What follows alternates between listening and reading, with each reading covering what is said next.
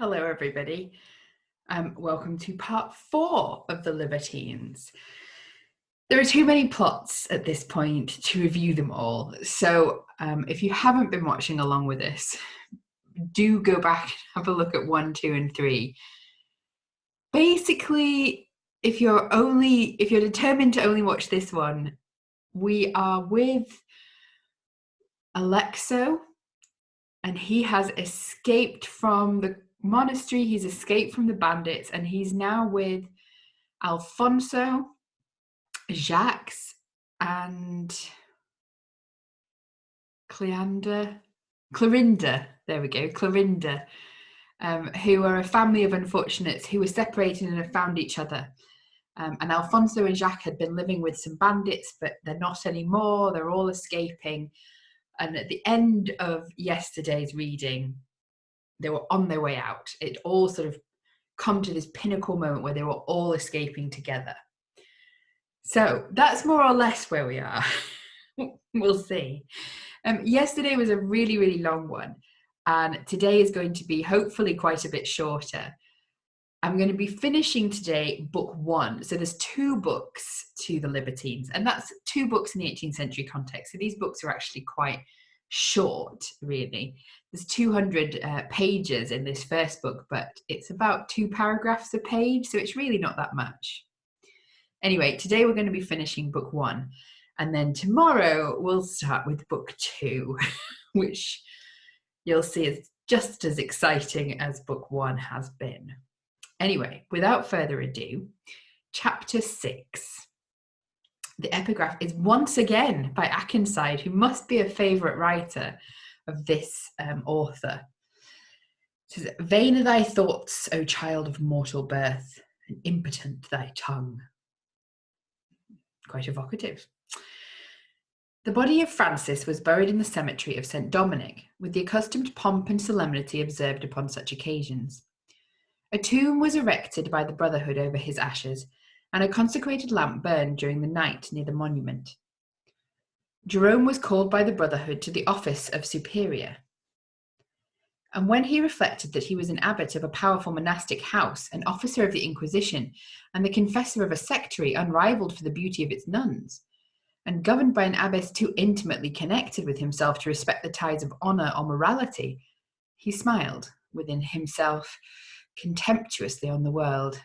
And regardless of that purity of character which should ever distinguish a priest, his creed was made up of the most licentious artifices, which he practised without compunction. The Abbess of St. Catherine's was his idol. He found her a woman of great talents, and a proficient in every kind of vice.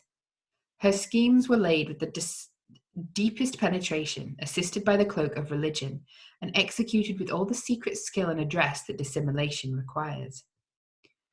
He visited her continually under the pretence of administering consolation to the sisterhood in the confessional chair, but, in truth, only to riot with his mistress in pleasures of the most extravagant and libidinous nature. Callous to the piercing calls of conscience, he, in the outward display of piety and professional austerity, secreted the growing vices of his corrupt heart. Power, in a variety of instances, has been known to produce perversion of all that is humane and good in mankind, which is sufficiently instanced in history, from Sylla to the Duke of Alva. The mind of Jerome had been equally debased by power, which, however, in his sphere could only be made subservient to dissipation and the pleasures of an indelicate voluptuary. He had risen early one morning, having in his dreams spent a night of visionary happiness, and was walking beneath a row of beautiful elms, where the scattered flowers impregnated the air with the most exquisite odour. To refresh his spirits, languid with the force of imagination, when de Carros appeared, hurrying towards him. His countenance was expressive of terror and dismay. "What is the matter?" said Jerome. "Matter?" he exclaimed. "We may be surrounded by a world of troubles before tomorrow. Our private house has been plundered, Gridilla murdered, and Clorinda escaped." "That villain Gaspardo is the perpetrator," cried Jerome, trembling with anger and apprehension, "and Alexo, in all probability, has betrayed us to the officers of justice. Go instantly to the Inquisition, An order search can be made after the criminals. Swear that they are heretics and sorcerers. Accuse them of anything in my name, and all will be believed. And tonight, I will devise means for a discovery of this damnable proceeding. Go to Carras immediately and observe my directions. We stand in a perilous situation. Oh, that we had murdered Alexo ourselves. But go where I direct. Farewell. Tomorrow you shall hear further upon the subject. They separated, and Jerome, according to custom, went to pay his morning visit to the abbess. On entering the convent parlour, he found her engaged in conversation with a nun of exquisite beauty who was in tears. He attempted to withdraw, but Bessare hastily called him back and exclaimed, "We are not talking secrets, father. I am only assuring this Vestal of my sincere regard for her welfare and the affectionate sympathy I feel for her sufferings. She is an orphan, without the blessing of friends or fortune, and has just received a letter acquainting her with the death of a distinguished personage who has long patronized her and softened her distressing situation with maternal friendship." A flood of tears burst from the lovely eyes of the unfortunate stranger as Bessare uttered this fact. "Be advised, my love," continued Bessare, "to moderate your grief. Consider me as your mother. Your confidence shall not be abused, but on the contrary, every indulgence that the affection of a parent could suggest shall be granted. A strict adherence to the severity of our religious duty shall not be enforced, nor shall the solitude of this convent afford you cause for sorrow or regret." She rang a bell and desired one of the nuns to appear. "Here, Melissa," said she in a whisper, "I entrust this sister to your care. Walk with her in the garden, and endeavour to persuade her that the veil is not so terrible an affliction as she supposes." No sooner was the door of the parlour closed than Jerome began to make the most particular inquiries concerning the young Vestal who had left it. "She is beautiful to the highest degree," said he, "and more adapted for the brilliant circles of fashion and gaiety than the cloisters of a convent. The beams of love darted from her eyes with such fascinating and luxurious sweetness that I could, had I not been checked by the sanctity of my professional character, have gloried in being the devoted victim of their subduing charms." "Fie," said Bessare as she took the father by the hand. "Can Jerome, the grave superior of St. Dominic, the public confessor of young and old, and moral lecturer of St. Catherine's, the firm supporter of our Catholic faith, contaminate his ideas with the charms of woman, of a being vain and cruel and inconstant? Can he who punishes with unrelenting severity the advocates of iniquity stand a confessed victim to an impure and unholy passion?" "Unholy passion?" he exclaimed as he lifted his eyes to heaven. "And is love to be denied admission into my heart by the cold and barbarous precepts of my profession?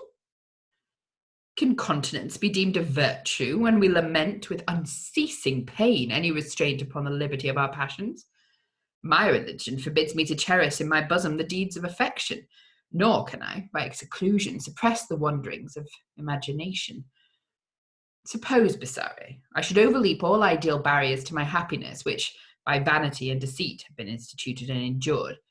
May I not hope for salvation? Reflect upon it. Is there no holy water that can wash away my sin, my crime? Can no reverend and pious father administer to me absolution?" Bessare interrupted him.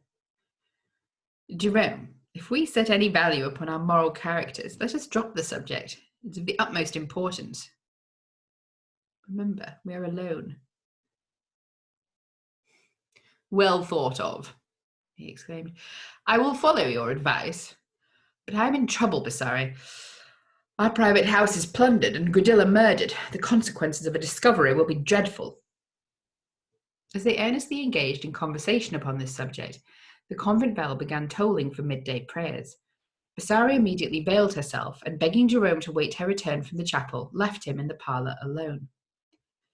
It was then for the first time that he found the united influence of commiseration and affection triumph over the almost irresistible impulse of his brutal sensuality.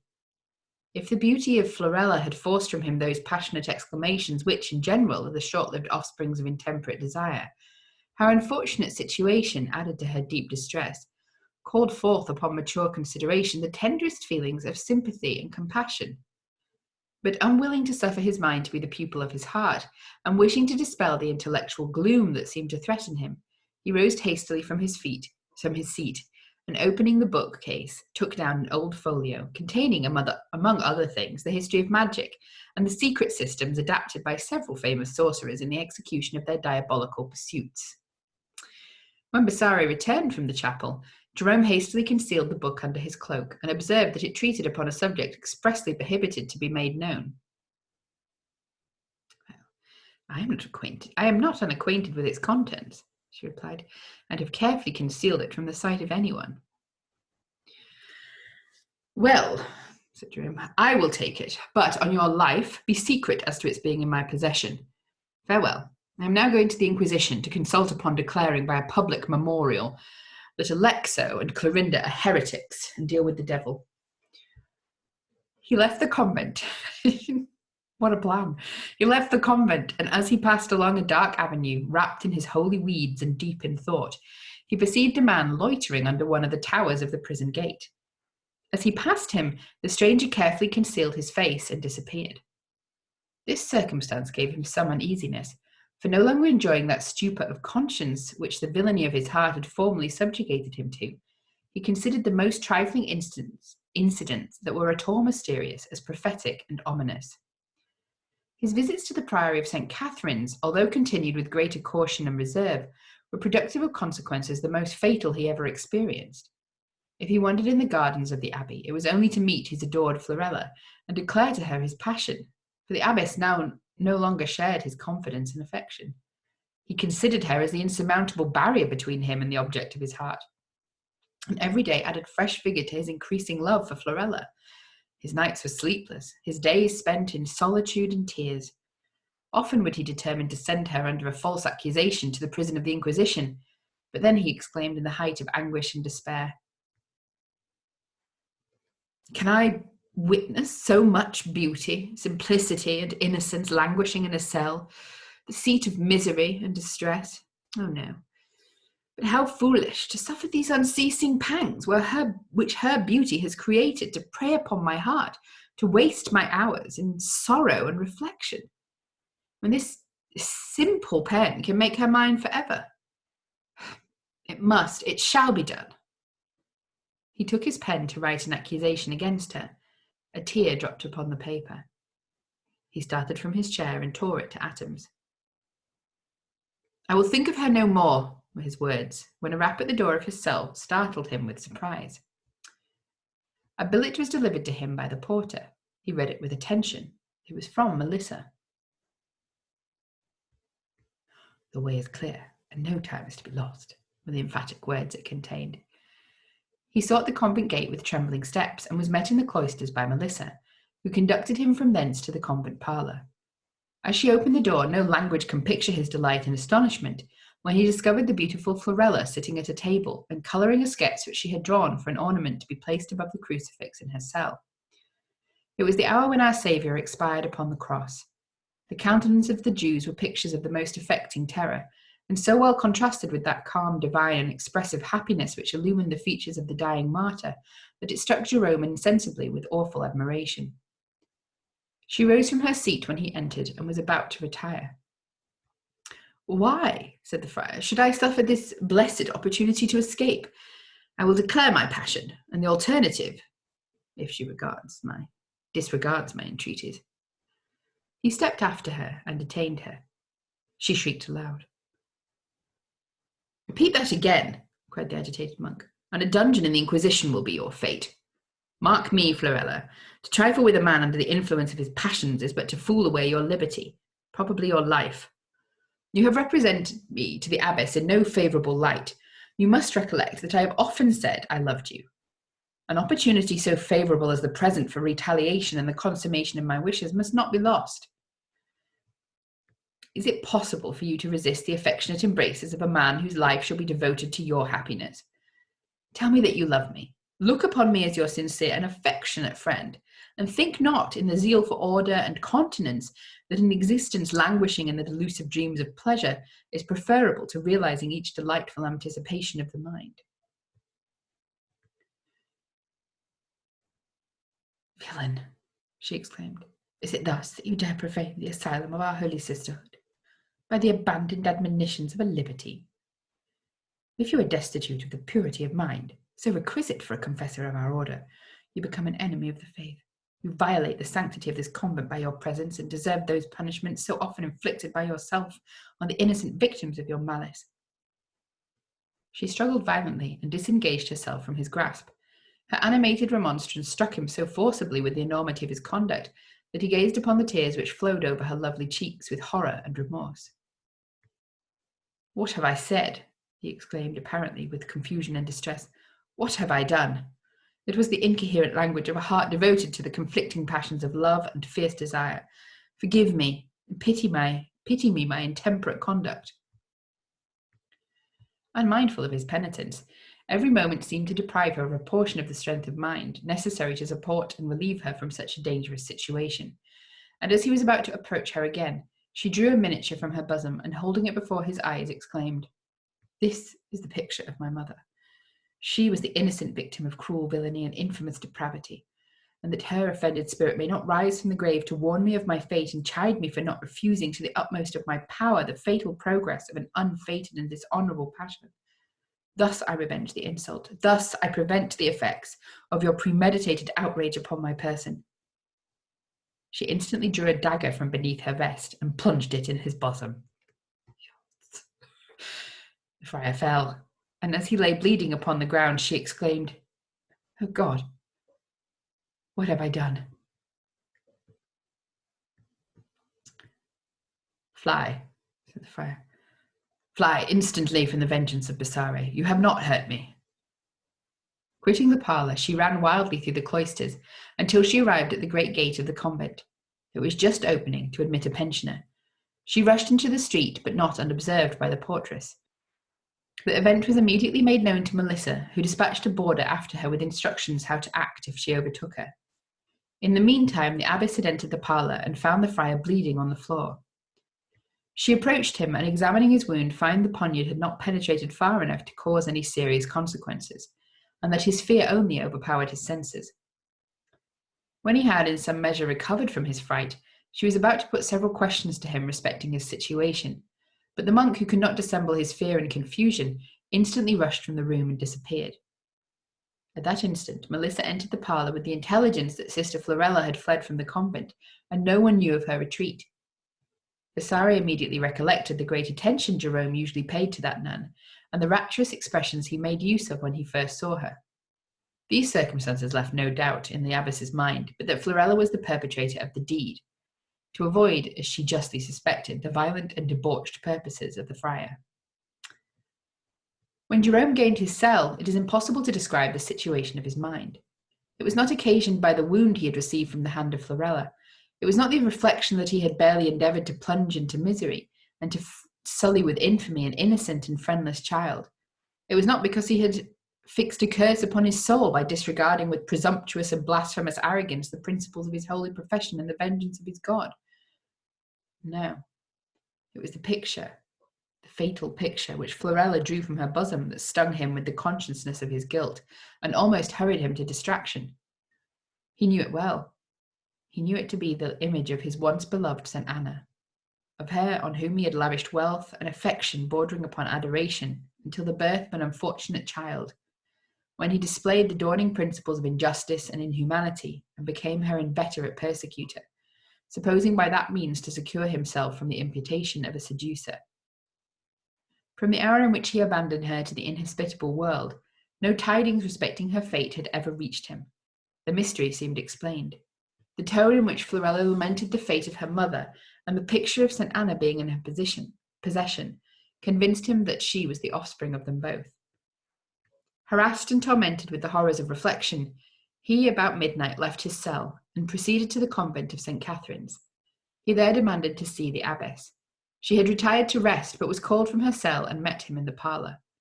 Grasping her by the hand, he exclaimed, "I am come, Bessare, to beg you will accompany me to the vault under our chapel, where the bodies of heretics destroyed by the Holy Inquisition moulder into dust.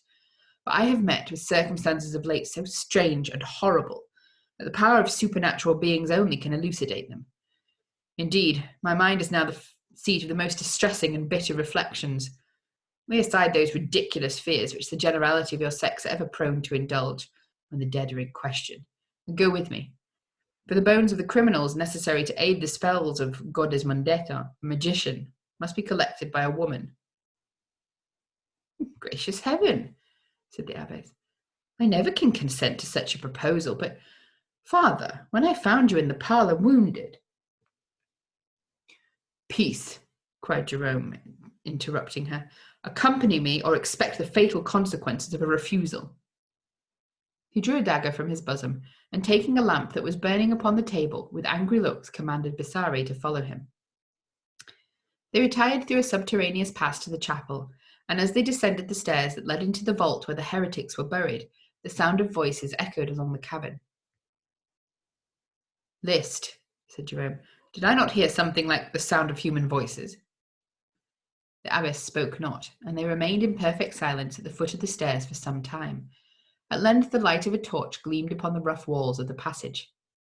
"Follow me," he cried. "We will soon penetrate through this mystery."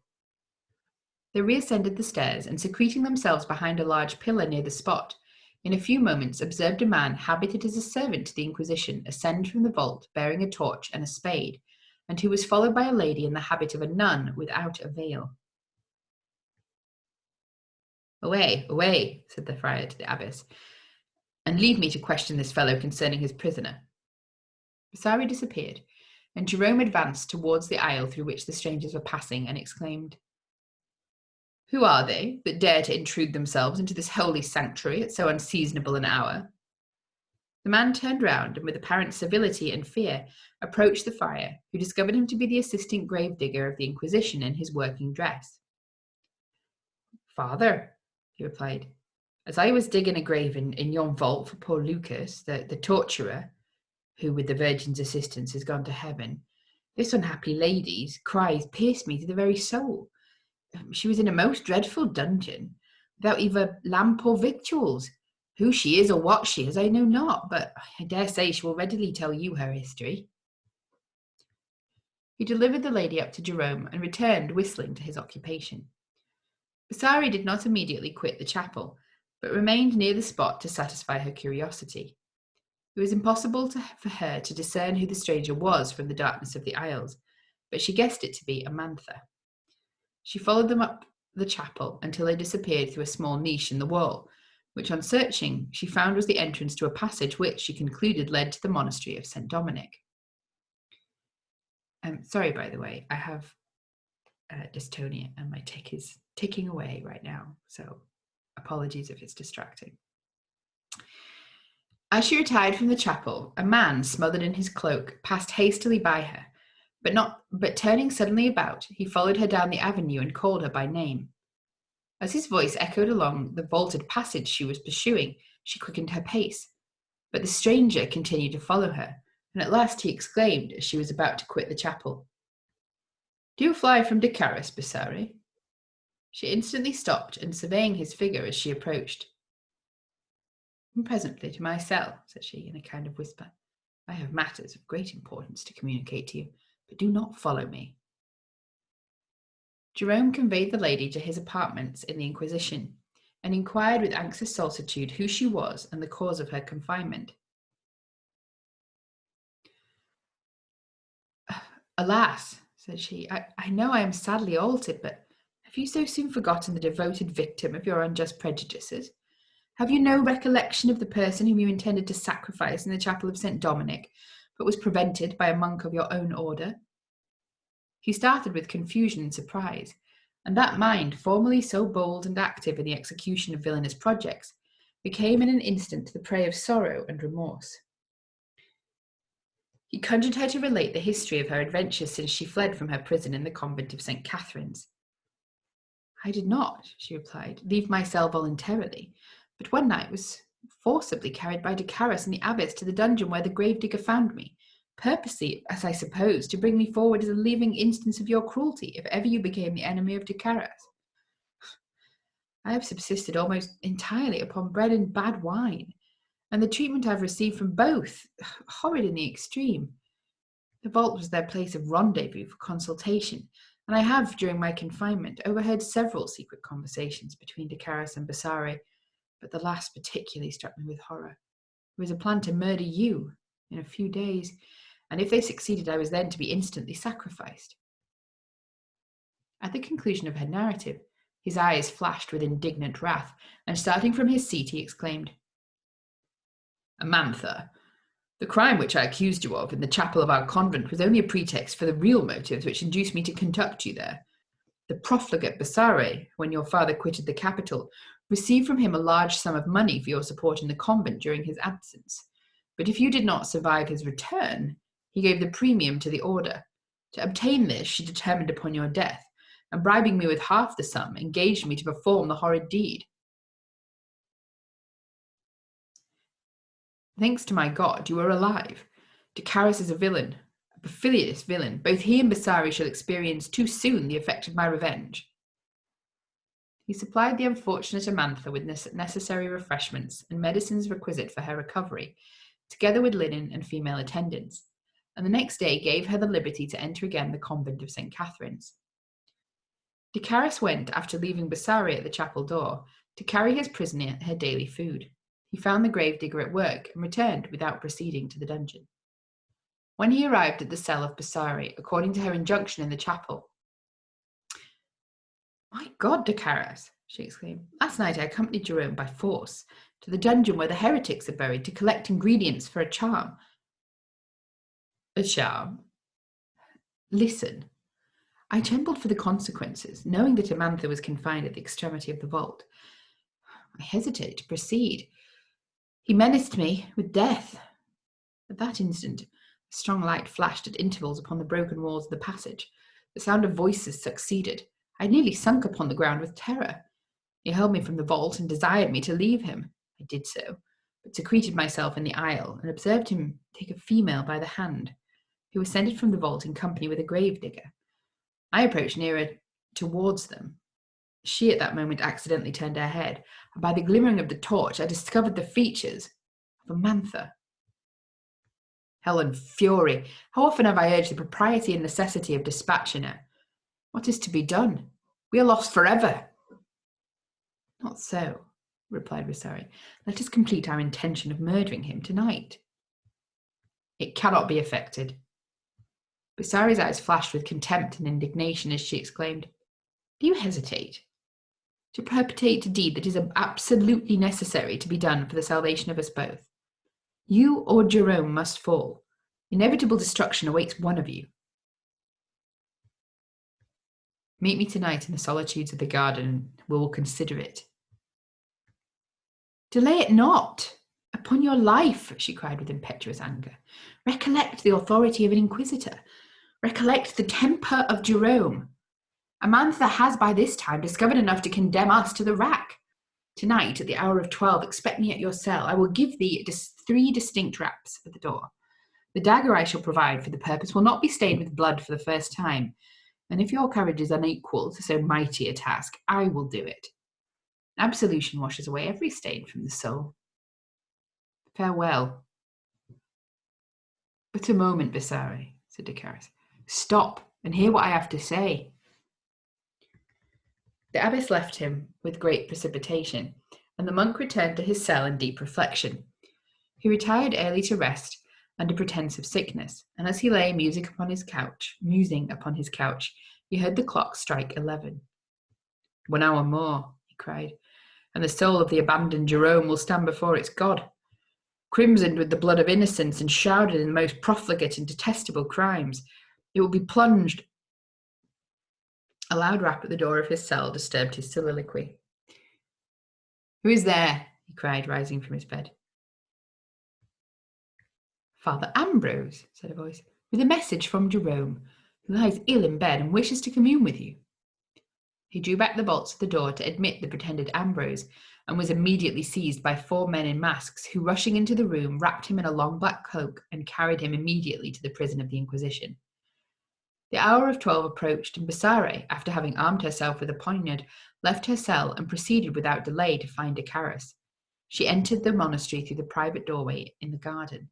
Having determined in her own mind to have Jerome murdered that night, and fearful de Carus might urge the propriety of delay, she remained in the cloisters until the clock struck the fatal hour appointed for the purpose, when she immediately hastened to his cell and rapped 3 times distinctly at the door. "Who is there?" exclaimed a voice within. She spoke not, but repeated the signal. The door opened halfway and closed again. "De Carus," she exclaimed. "It's Bessare. The clock has struck 12. Immediately 2 men rushed from the cell, and seizing the abbess, regardless of her cries and entreaties, hurried her into a dungeon beneath the chapel. She lay for some time senseless on the ground, but roused by the grating of the heavy bolts within the door, she looked up and beheld Jerome in his inquisitorial robe standing before her. By his countenance she observed that the severest pangs of horror and revenge were master of his heart. "Rise, fiend of hell," he exclaimed, "and follow me." He conducted her through several winding passages to an outlet into the garden, and from thence to a coach that was waiting for them at a wicket. It drove furiously to the Inquisition. She passed through the gloomy courts of this terrible prison, not without feeling the dreadful horror of her situation. Tapers placed here and there illumined with their sepulchral rays the dark and unshapen walls of the passages she passed through, and until she entered a room, the tapestry of which was stained with spots of blood, she knew not whither she was going. The tribunal covered with red, the various modes and instruments of torture that were displayed in needlework upon the canvas, the gloomy and savage appearance of her conductor, sufficiently convinced her of Jerome's intention. She sunk upon the floor in despair.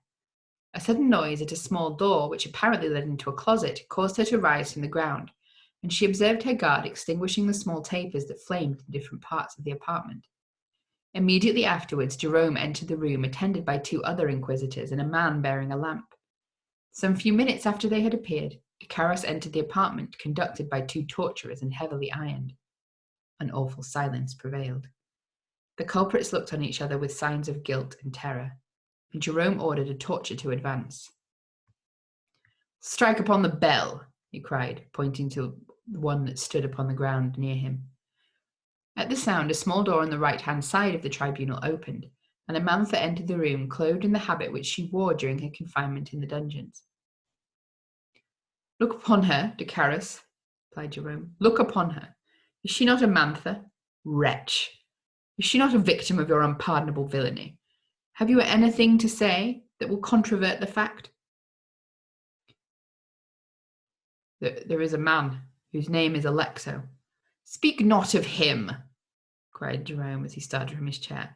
"Speak not of a man whose heretical opinions condemn him to fly from the vengeance of this holy tribunal, this sacred institution, this divine instrument of punishment.